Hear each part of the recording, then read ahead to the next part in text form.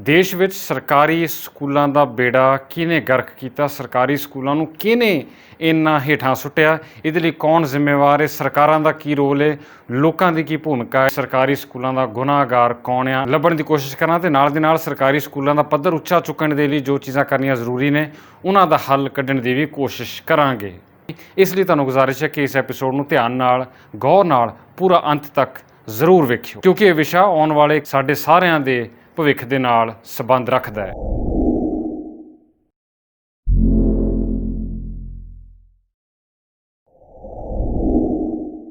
ਸਤਿ ਸ਼੍ਰੀ ਅਕਾਲ। ਅੱਜ ਦੇ ਐਪੀਸੋਡ ਦੇ ਵਿੱਚ ਤੁਹਾਡਾ ਬਹੁਤ-ਬਹੁਤ ਸਵਾਗਤ ਹੈ। ਜੋ ਸਰਕਾਰੀ ਸਕੂਲ ਆ ਉਹਨਾਂ ਦਾ ਹਾਲੇ ਵੀ ਬਹੁਤ ਵੱਡਾ ਰੋਲ ਹੈ, ਪਰ ਅਸੀਂ ਉਹਨਾਂ ਦੇ ਵੱਲੋਂ ਵਿਸਲੇ ਹੋ ਕੇ ਪ੍ਰਾਈਵੇਟ ਸਕੂਲਾਂ ਵੱਲ ਜਾ ਰਹੇ ਹਾਂ ਅਤੇ ਪ੍ਰਾਈਵੇਟ ਸਕੂਲਾਂ ਨੇ ਇਸ ਔਖੇ ਸਮੇਂ ਵੀ ਫੀਸਾਂ ਦਾ ਰਫੜੀ ਪਾਈ ਰੱਖਿਆ।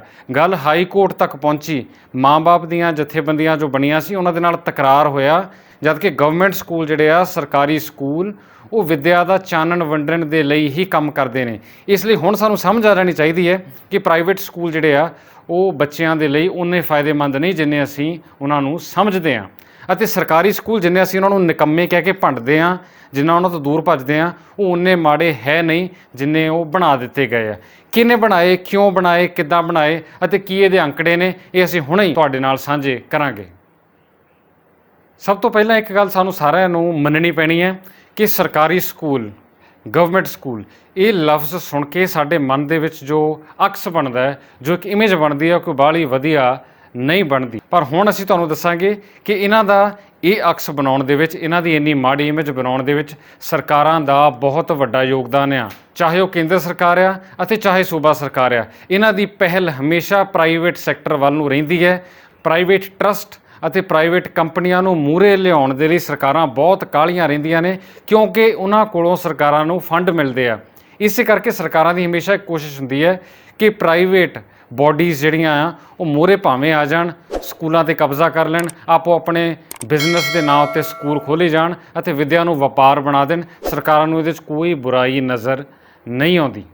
ਸਰਕਾਰਾਂ ਦਾ ਸਰਕਾਰੀ ਸਕੂਲਾਂ ਪ੍ਰਤੀ ਕੀ ਰਵੱਈਆ ਹੈ, ਇਸ ਦਾ ਪਤਾ ਉਦੋਂ ਲੱਗਦਾ ਜਦੋਂ ਅਸੀਂ ਕੇਂਦਰ ਸਰਕਾਰ ਦੇ ਮਨੁੱਖੀ ਸੰਸਾਧਨ ਬਾਰੇ ਮੰਤਰਾਲੇ ਯਾਨੀ ministry for human resource development MHRD ਜਿਹਨੂੰ ਆਪਾਂ ਕਹਿ ਦਿੰਦੇ ਹਾਂ, ਉਹਦੀ ਸਰਕਾਰੀ ਸਕੂਲਾਂ ਸੰਬੰਧੀ ਰਿਪੋਰਟ, ਤਾਜ਼ਾ ਰਿਪੋਰਟ ਜਿਹੜੀ ਆ ਉਹਦੇ ਕੁਝ ਅੰਕੜੇ ਪੜ੍ਹਦੇ ਹਾਂ ਤਾਂ ਸਾਨੂੰ ਸਾਰੀ ਸਥਿਤੀ ਸਪਸ਼ਟ ਹੋ ਜਾਣੀ ਹੈ ਕਿ ਸਰਕਾਰਾਂ ਸਰਕਾਰੀ ਸਕੂਲਾਂ ਬਾਰੇ ਕੀ ਸੋਚਦੀਆਂ ਨੇ। ਪਿਛਲਾ ਅਕੈਡਮਿਕ ਸੈਸ਼ਨ ਯਾਨੀ ਸਾਲ 2019-20 ਦਾ ਸੈਸ਼ਨ ਅਤੇ ਹੁਣ ਜੋ ਸੈਸ਼ਨ ਚੱਲਣਾ ਸੀ, ਜੋ ਫਿਲਹਾਲ ਰੁਕਿਆ ਹੋਇਆ ਹੈ, 2020 ਅਤੇ 21 ਦਾ ਸੈਸ਼ਨ, ਇਹਨਾਂ ਦੋਹਾਂ ਸੈਸ਼ਨਾਂ ਦੇ ਅੰਕੜੇ ਆਪਾਂ ਕੱਢ ਕੇ ਵੇਖੀਏ ਤਾਂ ਸਾਨੂੰ ਸਾਰੀ ਤਸਵੀਰ ਸਪਸ਼ਟ ਹੋ ਜਾਣੀ ਹੈ। ਇਸ ਰਿਪੋਰਟ ਦੇ ਅੰਕੜੇ ਤੁਹਾਨੂੰ ਸਾਰਿਆਂ ਨੂੰ ਹੈਰਾਨ ਕਰ ਦੇਣਗੇ। ਸਭ ਤੋਂ ਵੱਡਾ ਹੈਰਾਨ ਕਰਨ ਵਾਲਾ ਅੰਕੜਾ ਇਸੇ ਰਿਪੋਰਟ ਮੁਤਾਬਕ ਇਹ ਪਤਾ ਲੱਗਦਾ ਹੈ ਕਿ ਦੇਸ਼ ਦੇ 50% ਸਰਕਾਰੀ ਸਕੂਲ ਹੁਣ ਵੀ ਅਜਿਹੇ ਨੇ ਜਿੱਥੇ ਨਾ ਤਾਂ ਹਾਲੇ ਤੱਕ ਬਿਜਲੀ ਦਾ ਪ੍ਰਬੰਧ ਹੋ ਸਕਿਆ ਅਤੇ ਨਾ ਹੀ ਉੱਥੇ ਖੇਡਣ ਦੇ ਲਈ ਕੋਈ ਮੈਦਾਨ ਹੈ। ਦੇਖ ਲਓ ਦਰਸ਼ਕੋ, ਸਾਲ 2020 ਚੱਲ ਰਿਹਾ ਹੈ, ਦੁਨੀਆ ਚੰਦਰਮਾ 'ਤੇ ਪਹੁੰਚਣ ਦੀਆਂ ਗੱਲਾਂ ਕਰ ਰਹੀ ਹੈ, ਨਵੇਂ ਰੋਜ਼ ਦਾਅਵੇ ਹੋ ਰਹੇ ਨੇ ਅਤੇ ਭਾਰਤ ਦੇਸ਼ ਦੇ ਸਰਕਾਰੀ ਸਕੂਲਾਂ ਵਿੱਚੋਂ 50% ਸਕੂਲ ਪੂਰੇ ਦੇਸ਼ ਵਿੱਚ ਐਸੇ ਨੇ ਜਿੱਥੇ ਨਾ ਤਾਂ ਬਿਜਲੀ ਪਹੁੰਚੀ ਹੈ ਅਤੇ ਨਾ ਹੀ ਉੱਥੇ ਖੇਡ ਮੈਦਾਨ ਬਣ ਸਕੇ ਨੇ। ਇਸ ਤੋਂ ਵੀ ਵੱਡਾ ਹੈਰਾਨ ਕਰਨ ਵਾਲਾ ਅੰਕੜਾ ਇਹ ਹੈ ਕਿ ਦੇਸ਼ ਦੇ 40% ਸਰਕਾਰੀ ਸਕੂਲ ਅਜਿਹੇ ਵੀ ਨੇ ਜਿੱਥੇ ਹਾਲੇ ਤੱਕ ਚਾਰ ਦੀਵਾਰੀ ਵੀ ਨਹੀਂ ਹੋ ਸਕੀ, ਯਾਨੀ 40% ਸਕੂਲ ਪੂਰੇ ਦੇਸ਼ ਵਿੱਚ ਐਸੇ ਨੇ ਜੋ ਖੁੱਲ੍ਹੇ ਵਿੱਚ ਹੀ ਚੱਲ ਰਹੇ ਆ, ਉੱਥੇ ਕੋਈ ਚਾਰ ਦੀਵਾਰੀ ਹੈ ਹੀ ਨਹੀਂ। ਮਤਲਬ ਕਿ ਉੱਥੋਂ ਦਾ ਸਟਾਫ, ਅਧਿਆਪਕ, ਪ੍ਰਿੰਸੀਪਲ, ਬੱਚੇ, ਉੱਥੋਂ ਦਾ ਸਾਜ਼ੋ ਸਮਾਨ, ਫਰਨੀਚਰ ਜੇ ਹੈਗਾ ਆ ਤਾਂ, ਅਤੇ ਸਕੂਲ ਦਾ ਹੋਰ ਸਮਾਨ ਜਿਹੜਾ ਆ ਉਹ 24 ਘੰਟੇ ਖਤਰੇ ਦੇ ਆਲਮ ਵਿੱਚ ਹੀ ਪਿਆ ਰਹਿੰਦਾ ਹੈ। ਉੱਥੇ ਕਿਸੇ ਵੀ ਸਮੇਂ ਕੋਈ ਵੀ ਘਟਨਾ ਵਾਪਰ ਸਕਦੀ ਹੈ ਕਿਉਂਕਿ ਚਾਰ ਦੀਵਾਰੀ ਹੈ ਹੀ ਨਹੀਂ। ਚੋਰ, ਡਾਕੂ, ਲੁਟੇਰੇ, ਕੋਈ ਗੈਰ ਸਮਾਜੀ ਅਨਸਰ ਦੇ ਨਾਲ ਕੋਈ ਜਾਨਵਰ, ਕੀਟ ਪਤੰਗਾ, ਕੋਈ ਵੀ ਕਿਸੇ ਵੀ ਵੇਲੇ ਸਕੂਲ ਵਿੱਚ ਆ ਧਮਕ ਸਕਦਾ ਹੈ ਅਤੇ ਇਸ ਦੀ ਜ਼ਿੰਮੇਵਾਰੀ ਸਰਕਾਰਾਂ ਦੀ ਬਣਦੀ ਹੈ, ਪਰ ਉਹਨਾਂ ਨੇ ਇਸ ਪਾਸੇ ਹੁਣ ਤੱਕ ਧਿਆਨ ਬਿਲਕੁਲ ਨਹੀਂ ਦਿੱਤਾ। ਇਹ ਤਾਂ ਸੀ ਸਕੂਲਾਂ ਦਾ ਹਾਲ।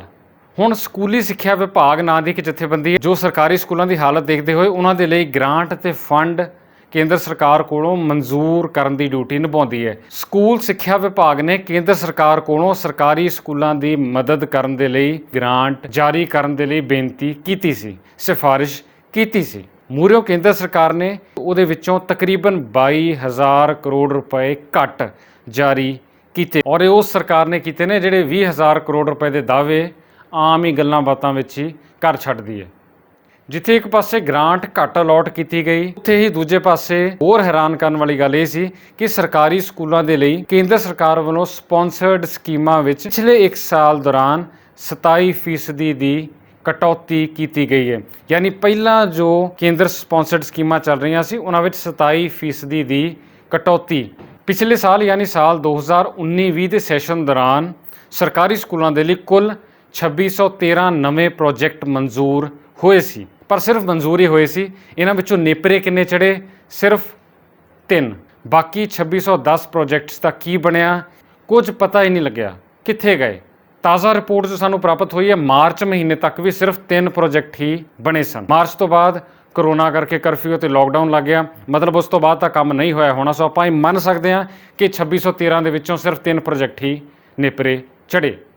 ਇਸੇ ਤਰ੍ਹਾਂ ਇਹ ਵੀ ਐਲਾਨ ਹੋਇਆ ਸੀ ਕਿ ਸਰਕਾਰੀ ਸਕੂਲਾਂ ਵਿੱਚ 1021 ਨਵੇਂ ਸਮਾਰਟ ਰੂਮ ਅਤੇ ਸਮਾਰਟ ਕਲਾਸਰੂਮਸ ਬਣਾਏ ਜਾਣਗੇ। ਪਰ ਗੱਲ ਫਿਰ ਉਹੀ ਐਲਾਨ ਹੀ ਹੋਇਆ ਸੀ। ਜੋ ਅੰਕੜੇ ਸਾਨੂੰ ਮਿਲੇ ਨੇ 31 ਦਸੰਬਰ 2019 ਤੱਕ ਸਿਰਫ ਜ਼ੀਰੋ ਹੀ ਦਿਖਿਆ, ਕਿਉਂਕਿ ਕੋਈ ਵੀ ਨਵਾਂ ਸਮਾਰਟ ਰੂਮ ਜਾਂ ਨਵਾਂ ਕਲਾਸਰੂਮ ਨਹੀਂ ਬਣਾਇਆ ਜਾ ਸਕਿਆ ਜਾਂ ਨਹੀਂ ਬਣਾਇਆ ਗਿਆ। ਇਸੇ ਤਰ੍ਹਾਂ ਸਰਕਾਰੀ ਸਕੂਲਾਂ ਦੇ ਲਈ 1043 ਨਵੀਆਂ ਲੈਬੋਰੇਟਰੀਜ਼ ਯਾਨੀ ਲੈਬਸ ਬਣਾਉਣ ਦਾ ਵੀ ਐਲਾਨ ਹੋਇਆ ਸੀ, ਪਰ ਇਹਨਾਂ ਵਿੱਚੋਂ ਸਿਰਫ 3 ਹੀ ਬਣੀਆਂ। ਐਲਾਨ ਕਰਨ ਵਿੱਚ ਸਰਕਾਰ ਨੇ ਕੋਈ ਕਸਰ ਨਹੀਂ ਛੱਡੀ, ਕਿਉਂਕਿ 135 ਨਵੀਆਂ ਲਾਇਬ੍ਰੇਰੀਜ਼ ਅਤੇ ਬਹੁਤ ਸਾਰੇ art, craft and handloom classes ਵੀ ਬਣਾਉਣ ਦਾ ਸਰਕਾਰੀ ਸਕੂਲਾਂ ਵਿੱਚ ਐਲਾਨ ਬੜੇ ਜ਼ੋਰਾਂ ਸ਼ੋਰਾਂ ਨਾਲ ਕੀਤਾ ਗਿਆ ਸੀ। ਪਰ ਇਹਨਾਂ ਵਿੱਚੋਂ ਇੱਕ ਵੀ ਨਵਾਂ ਕਲਾਸਰੂਮ ਨਹੀਂ ਬਣਾਇਆ ਗਿਆ। ਕਿੰਨੀ ਮਾੜੀ ਗੱਲ ਆ। ਜਿੱਥੇ ਇਹੋ ਜਿਹੀਆਂ ਚੀਜ਼ਾਂ ਹੋ ਰਹੀਆਂ ਹੁਣ, ਉੱਥੇ ਅਸੀਂ ਕਿਵੇਂ ਆਸ ਕਰ ਸਕਦੇ ਹਾਂ ਕਿ ਸਾਡੇ ਸਰਕਾਰੀ ਸਕੂਲ ਵਧਣਗੇ, ਫੁੱਲਣਗੇ, ਜਦੋਂ ਉਹਨਾਂ ਨੂੰ ਕਿਸੇ ਕਿਸਮ ਦੀ ਕੋਈ ਸਹਾਇਤਾ ਹੀ ਨਹੀਂ ਮਿਲ ਰਹੀ। ਸਰਕਾਰ ਲਗਾਤਾਰ ਉਹਨਾਂ ਦਾ ਗਲ ਘੁੱਟ ਰਹੀ ਹੈ ਅਤੇ ਬੱਚਿਆਂ ਨੂੰ ਮਜਬੂਰ ਕਰ ਰਹੀ ਹੈ ਕਿ ਉਹ ਮਹਿੰਗੇ ਤੋਂ ਮਹਿੰਗੇ ਪ੍ਰਾਈਵੇਟ ਸਕੂਲਾਂ ਵਿੱਚ ਜਾ ਕੇ ਆਪਣੀ ਛਿੱਲ ਲਹਾਉਣ। ਸਰਕਾਰੀ ਸਕੂਲਾਂ ਸੰਬੰਧੀ ਸਾਰੇ ਅੰਕੜੇ ਜੋ ਅਸੀਂ ਤੁਹਾਨੂੰ ਦੱਸੇ ਨੇ। ਸੋ ਬਹੁਤ ਲੋਕ ਇਹ ਵੀ ਕਹਿ ਸਕਦੇ ਆ ਕਿ ਲੋਕਡਾਊਨ ਕਰਕੇ ਕੰਮ ਨਹੀਂ ਹੋਇਆ ਹੋਣਾ। ਜੀ ਨਹੀਂ, ਲੋਕਡਾਊਨ ਕਰਕੇ ਨਹੀਂ, ਕਿਉਂਕਿ ਇਹ ਸਾਰੇ ਅੰਕੜੇ ਪਿਛਲੇ ਸਾਲ ਤੋਂ ਲੈ ਕੇ ਮਾਰਚ ਤੱਕ ਦੇ ਨੇ। ਯਾਨੀ ਮਾਰਚ ਤੋਂ ਬਾਅਦ ਕੰਮ ਰੁਕੇ ਨੇ। ਉਸ ਤੋਂ ਪਹਿਲਾਂ ਪਿਛਲੇ 11 ਮਹੀਨਿਆਂ ਦੌਰਾਨ ਕੀ ਕੁਝ ਹੋਇਆ, ਇਹ ਉਸ ਦੇ ਅੰਕੜੇ ਨੇ। ਅਜਿਹੇ ਵਿੱਚ ਅਸੀਂ ਸਰਕਾਰੀ ਸਕੂਲਾਂ ਦੀ ਹਾਲਤ ਸੁਧਰਨ ਦੀ ਆਸ ਨਹੀਂ ਕਰ ਸਕਦੇ।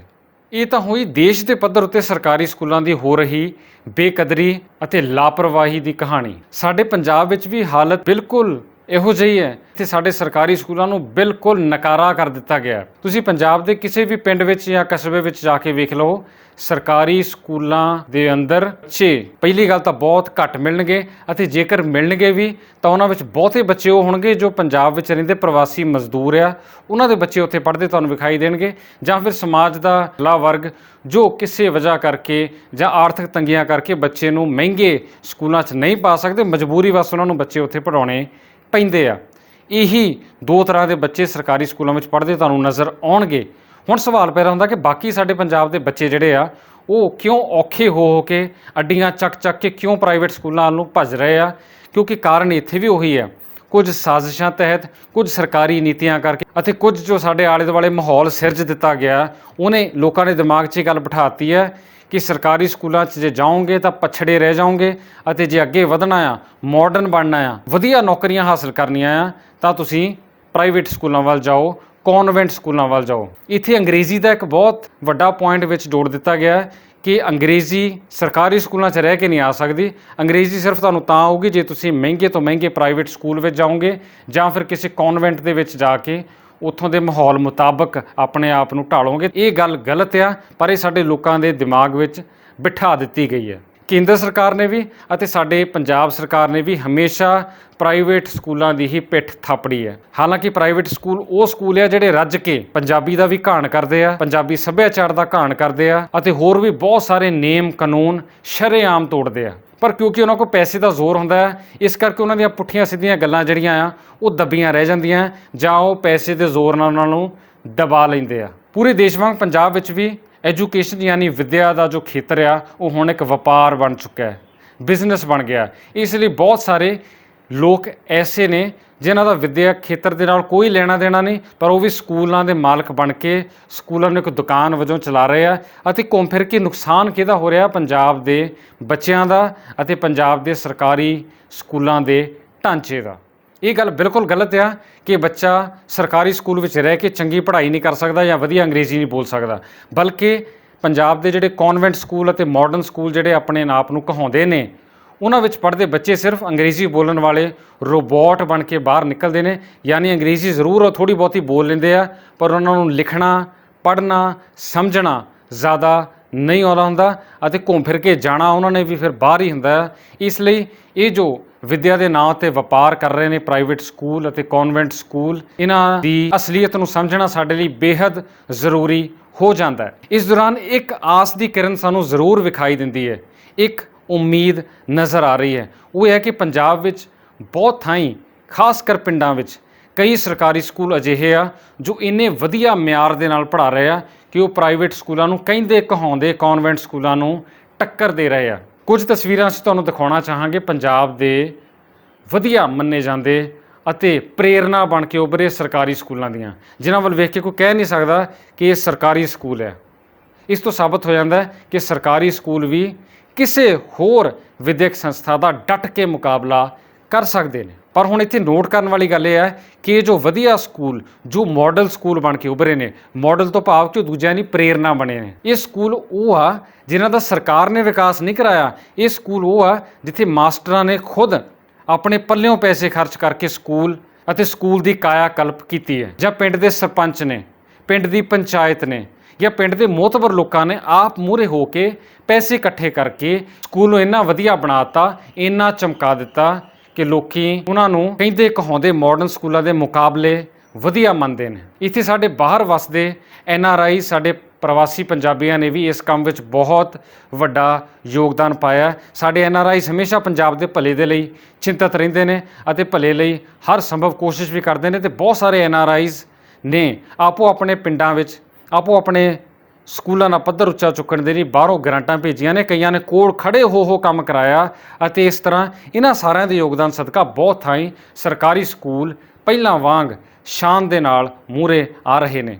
ਹੁਣ ਸਾਡਾ ਵੀ ਫਰਜ਼ ਬਣਦਾ ਹੈ ਕਿ ਅਸੀਂ ਵੀ ਹੌਲੀ ਹੌਲੀ ਦੁਬਾਰਾ ਸਰਕਾਰੀ ਸਕੂਲਾਂ ਵੱਲ ਹੋਈਏ, ਕਿਉਂਕਿ ਪੰਜਾਬ ਦਾ ਦਿਲ, ਪੰਜਾਬ ਦੇ ਵਿਦਿਅਕ ਖੇਤਰ ਦਾ ਜੋ ਦਿਲ ਆ, ਉਹ ਹਮੇਸ਼ਾ ਸਰਕਾਰੀ ਸਕੂਲਾਂ ਵਿੱਚ ਹੀ ਵਸਦਾ ਹੈ ਅਤੇ ਉੱਥੋਂ ਹੀ ਅਸਲ ਪੰਜਾਬੀ ਪੜ੍ਹ ਕੇ ਬਾਹਰ ਨਿਕਲਦੇ ਨੇ, ਜੋ ਜ਼ਿੰਦਗੀ ਵਿੱਚ ਕਾਮਯਾਬੀ ਵੀ ਹਾਸਲ ਕਰਦੇ ਨੇ, ਕਰਦੇ ਰਹੇ ਨੇ, ਕਰ ਰਹੇ ਨੇ ਅਤੇ ਅੱਗੇ ਵੀ ਕਰਨਗੇ। ਪੁਰਾਣੇ ਪੰਜਾਬ ਦੀ, ਯਾਨੀ ਪੰਜਾਬ ਦੇ ਸੁਨਹਿਰੀ ਦਿਨਾਂ ਦੀ ਜੇਕਰ ਗੱਲ ਕਰੀਏ ਤਾਂ ਉਹਨਾਂ ਦਿਨਾਂ ਦੇ ਸਾਰੇ ਇਮਾਨਦਾਰ ਅਫਸਰ, ਇਮਾਨਦਾਰ ਸਿਆਸਤਦਾਨ ਅਤੇ ਹੋਰ ਬਹੁਤ ਸਾਰੇ ਵਧੀਆ ਉੱਚ ਕੋਟੀ ਦੇ ਲੋਕ ਸਾਰੇ ਸਰਕਾਰੀ ਸਕੂਲਾਂ 'ਚ ਹੀ ਪੜ੍ਹੇ ਸੀ।